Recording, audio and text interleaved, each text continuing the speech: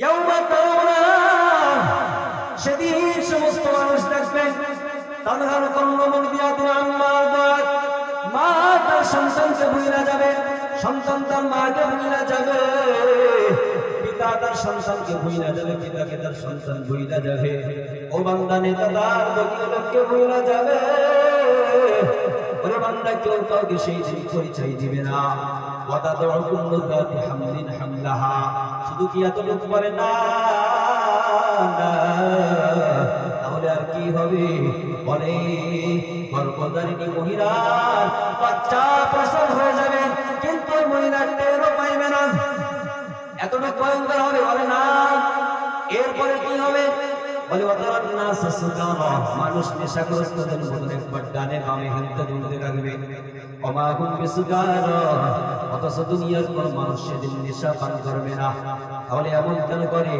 বলে ওয়ালাকিন আযাবুল্লাহি শাদীদ, বস্তুত আমার মাওলার আযাব বড় কঠিন।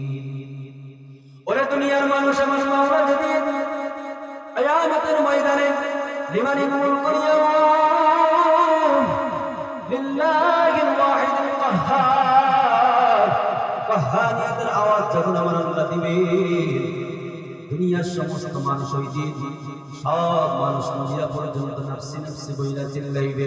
ক্বালা ইব্রাহিম নাফসি নাফসি, ক্বালা ঈসা আলাইহিস সালাম নাফসি নাফসি, ক্বালা ইয়াকুব আলাইহিস সালাম নাফসি নাফসি, ক্বালা হারুন আলাইহিস সালাম নাফসি নাফসি, ক্বালা ইউসুফ আলাইহিস সালাম নাফসি নাফসি, ক্বালা হারুন আলাইহিস সালাম নাফসি নাফসি, ক্বালা ইসহাক আলাইহিস সালাম নাফসি নাফসি।